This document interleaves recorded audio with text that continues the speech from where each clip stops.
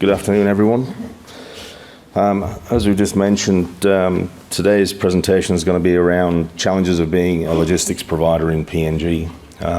Now, 15 minutes is probably nowhere near enough time to cover that subject. So we're going to break it down into 5 major challenges that we've identified. Some of you may know TWL operate along the Highlands Highway. That's our predominant route.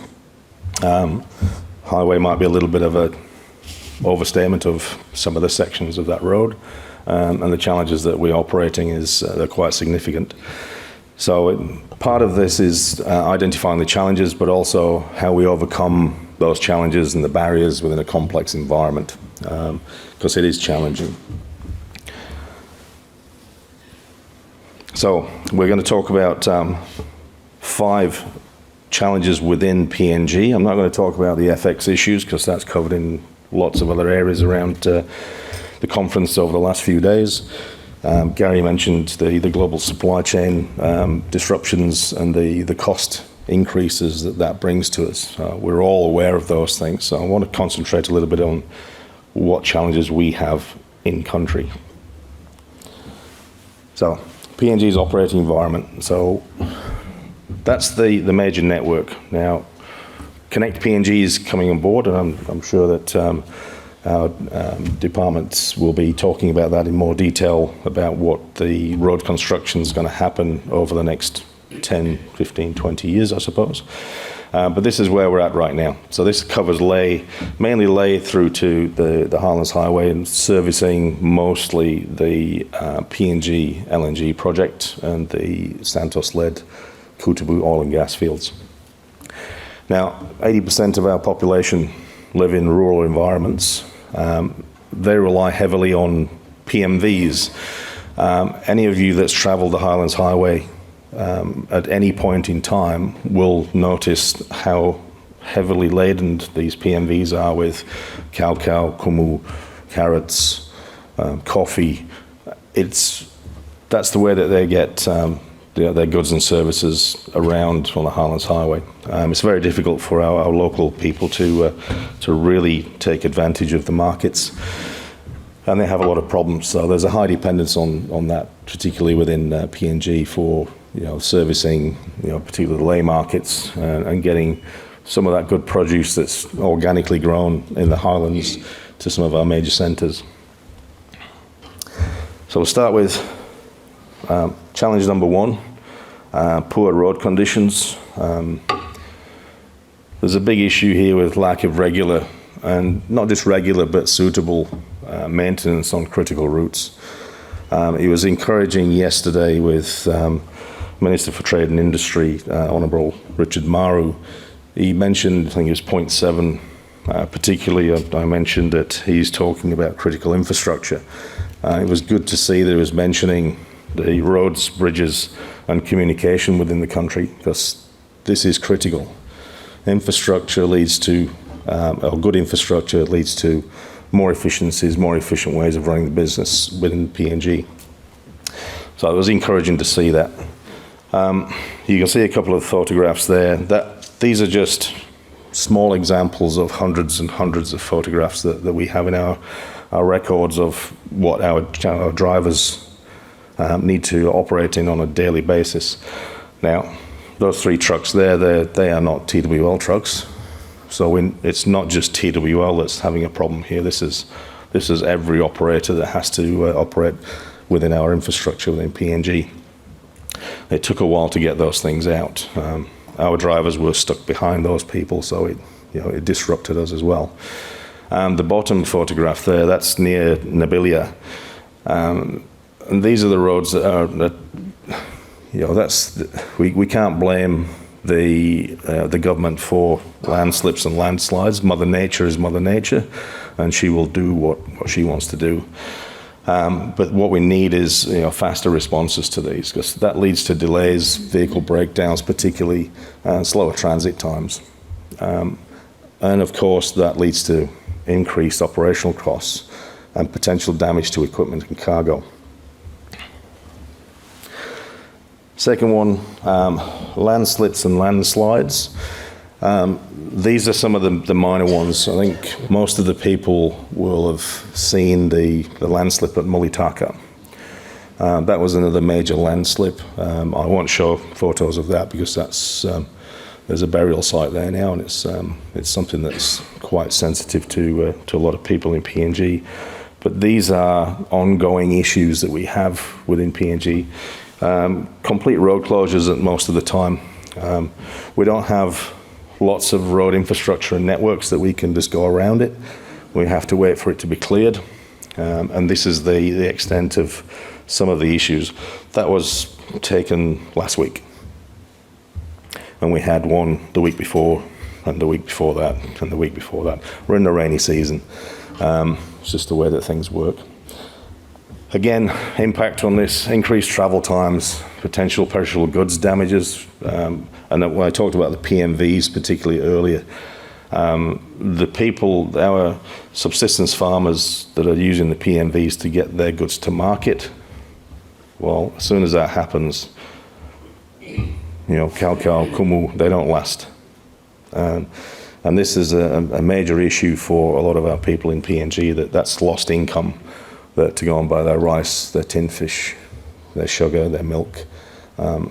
These are the things, not just for TWL, this is not just an industry issue, it's an issue for our local people as well. So, and then the biggest issue that we have as a major logistics operator are demands for compensation from our locals along the highway that seem to think that we're the problem for causing these landslips and we should be paying for it. That has a significant impact on our cost of doing business. Another one, again, Honourable Richard Maru mentioned this yesterday with bridges. Many of the bridges along the Highlands Highway particularly, they're old, weak, poorly maintained. Some of these, the Bailey bridges particularly that are in there, they've been there for 40 plus years. They're supposed to have a lifespan of between 5 and 10, and they need a lot of maintenance. So we have a lot of collapses again, heavy rain, wear and tear from the volume. We've got a lot of cargo going up and down the Highlands Highway now. They're servicing major projects in the area. And they're not just containers, we're talking large items now. Each item's, some of them are excess of 30, 40, 50 tons now, even though we break them down. New Poggers opened up. They needed new equipment to go in there. These things, they're 777s and the 787s are not light vehicles, even when they're broken down into their component parts. As I mentioned, alternative routes mostly unavailable. One road in, one road out. That's it. If it gets blocked or if there's a bridge goes down, you're out of luck. You just have to wait for it to be repaired. So the top one you might have recognised, that was for the road in and out of Lae. I think that was earlier this year. Fantastic, innovative solution that the engineers came up with the containers and got that road open pretty quickly. But it just shows you the critical infrastructure. That's one road in, one road out to our major port that's just been mentioned. So if that goes down, it's very hard to get goods in and out of Lae particularly. The bottom one is more in the Highlands. That's Tagibi Bridge, just outside of Tari. And again, that went down. That's one road in, one road out to service the PNG LNG project, particularly the Angore extension that was happening. So it's these are the sorts of things that we deal with on a daily basis. We come to the final two, which are near and dear to my heart, roadblocks and civil unrest.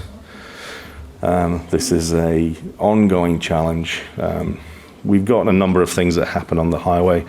Disgruntled communities blocking highways because of unresolved grievances. There's a lot of issues there with roads going through. There's claims for environmental damage to historical gardens, etc., etc. Now, the locals cannot get to the government departments. So we drive past and guess what? Tip your pockets out. That forces us to go and talk to the government departments. So it's an ongoing issue for us that happens there, and that's not blame shifting. That's just the way that it is. The people along the road get frustrated. They can't find a way to express that. So we're the ones that drive past, so they deal with us. Now that comes with a major issue, particularly with our drivers. The drivers are our most important part because the security of those people are paramount. The cargo is the cargo. We can replace that. We can replace a truck and trailer. You can't replace a father, a mother, brother, uncle. So we need to make sure that whatever we're doing, we protect that. And these civil unrests cause a lot of angst for our drivers. And they're unpredictable. So you could go along one day, the next day, the road's blocked. So we have a lot of issues there that lead to missed deadlines. And as a lot of you will know, particularly in the oil and gas industry, when the drillers want a piece of equipment to keep their drill rig going, they're not very patient.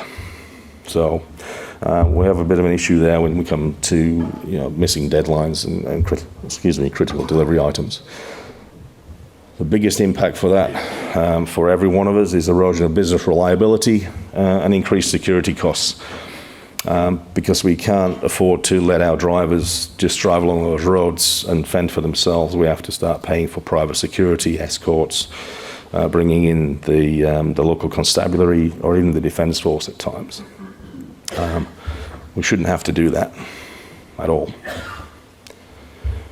The final one I want to talk about is the law and order issues, particularly with the problems. This leads partly into point 4 or challenge 4 as well, with the roadblocks. We have lots of threats of theft, robbery, and violence against our drivers and cargo. That's not necessarily caused by a Trans-Wonderland vehicle, but as I've said, we just happen to be coming along at the right time and they want to take it out on us, and they're trying to raise the profile a little bit of what their problems are. We have certain high-risk areas along the highway.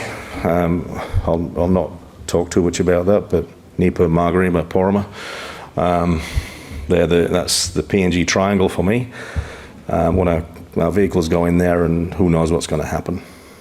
It's one of the biggest problem areas that we have. There are other areas along the highway, but that's our biggest area of concern.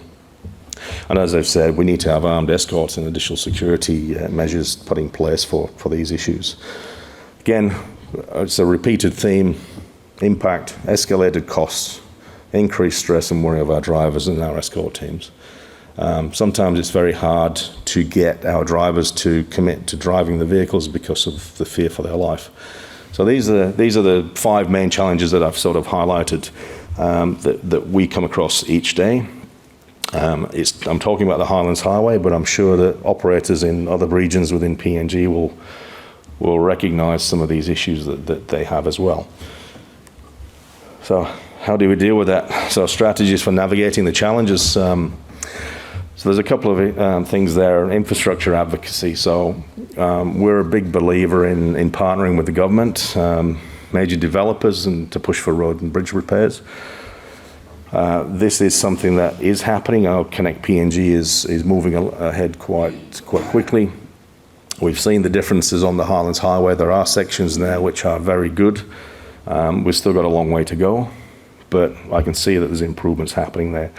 And it's incumbent on all of us to work together to find the best solutions on that. We're road users, so we should be part of the solution, not just part of the problem. Technology adoption, GPS and tracking systems. So that's a given for most of our project work anyway. Our project developers, the majors like to see where their cargo is at any one particular time. So we have that in place, and it starts to identify high-risk areas, so we can start to see little bubbles of areas that cause problems. So it helps us then plan for the future. Community engagement, this is a huge one for us. You've got to build relationships with local communities to try and reduce conflict. It's no good shouting at the wall. The wall won't respond. So let's talk to the communities and figure out how we can work better together to reduce some of those points, particularly challenge 4 and 5. Risk mitigation. Now I liken this to PPE. PPE is a wonderful thing, but if you're relying on PPE to keep you safe, you're already in trouble. It's just one part of it. risk mitigation here, reinforcing our trucks. Most of our trucks have cages around them to protect our drivers. We have specific tie down for our cargo to prevent easy access for opportunists to basically steal it. That's the last point. Community engagement is probably the biggest one for us. Contingency planning, again, that's sort of in with risk mitigation. We don't want to be relying on bringing in the PNG constabulary. We don't want to be relying on Defence Force assistance because, again, we're already too late. But sometimes to help move our cargo along, we do that contingency planning early. We'll go to the PPCs and PSCs, Defence Force commanders, and tell them what's happening beforehand, particularly if we have a large convoy that goes through.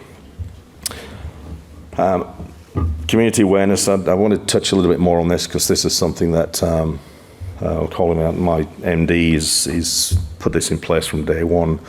For the 15 years, we have a network of community affairs officers that work closely within each of the communities that we interact with. And this is all the way from Ley, all the way through to Hides in the Hela province, all the way through to Kutubu and Moro in the Southern Highlands province. So we try and cover every area within the route that we take. Now, part of that is that we try and recruit our CAs that are leaders in their community. These are people that are respected by their local villages, their local clans, their local tribes, that when they speak, they're listened to, and they help negotiate with some of the problems that we've talked about a little bit earlier. The next step about that is the community engagement that we're doing with our CAs. There's a big drive for us to help generate some wealth along the areas that we interact with. So we've now got a good relationship with a number of our transit lodges, particularly along the way on the highway. Some of those transit lodges are actually owned by our CAs. So we're supporting them in other ways that allows them to support their community, not just through a wage, but through actually going out to the subsistence farmers. So they don't have to put it onto a PMV to try and get it to Ley or to Hagen or Goroka. They can sell it locally, which means there's less chance of it going off, there's less chance of landslips causing them problems. So these are some of the things that we're trying to do to build local SMEs, increasing the local economic benefits and development that we're looking at there. The final one, we talked a little about the physical aspects of how we do risk mitigation. Some of the strategies that we're also looking at. I've talked about GPS already, which is most transport companies have this in place already, and it's quite sophisticated for their IVMS particularly, which is now starting to develop more and more within PNG as we start to get more connectivity throughout the network. What we're doing is we're also adopting support services. So we're looking at within the company to try and build efficiencies. We're trying to offset some of the inefficiencies and extra costs that we have with some of the challenges that we face. Now, most of these are outside of our control, as you've seen. We can't control a landslip, we can't control the roadblocks. But what we can do is we're looking to digitize within our business. We're looking at processes of integrating our systems, trying to make it easier for our staff to access information, access lines of communication, to better forewarn people. So that's part of the risk mitigation, is if we've got a better line of communication, we can forewarn our convoys before they reach a particular hotspot area. Upgrading our HR systems, it might not seem like it's important for some of the challenges that we're navigating, but it is. We believe that our HR systems need to be upgraded. We need to be identifying the high achievers. We need to be rewarding them. We need to be listening to them as well when they come back from their trips. Starting to build up a lot more information that helps us deal with the challenges on the road. Finally, developing shared service solutions. So this is HR, HSEQ, finance, et cetera, That's services that cut across all business units and divisions. And again, that's to try and build some efficiencies and effectiveness within our business. So final, some key takeaways there is, P&G logistics sector, it's unique and multifaceted. It is challenging. It's exciting. If you like a challenge, then if you're not in P&G already, come to P&G. It will challenge everything that you know about logistics. Don't care where you've been working in the world. I've worked in a few places around the world, and there's nothing like the Highlands Highway. Nothing. So the main things there is, so challenges mentioned there, common for all of us, add cost to doing business. Focus on improving law and order is critical. I'm a big believer, I'm an ex-copper from the UK, so number one for me is law and order. If people feel safe in their communities, they will go out and walk, they'll feel more comfortable, and you will see a massive difference in our community. Number one for me. Addressing these issues requires a collaboration between all stakeholders. I genuinely believe that. I think we're going to talk to Department of Works. So we've dealt with Department of Works. We work with them on a regular basis. Collaborating, as I've said, we're a road user. Let's look at how we can work together. Resilience and innovation are essential. You've got to be resilient when you work in this environment. Very important. Then the final one, never discount the effect of the 1% rule. A 1% gain in efficiency or effectiveness in your business is immense. It might not seem like a lot at the time. Focus on the 1%. A lot of people just go, let's go for that 100% barrier. No, focus on your 1% and your business will improve, and it moves the dial in the direction of efficiency and sustainability. Little thing at the bottom there, 1% progress plus daily application plus persistence over time equals success. I think. Oops. There we go. That's open.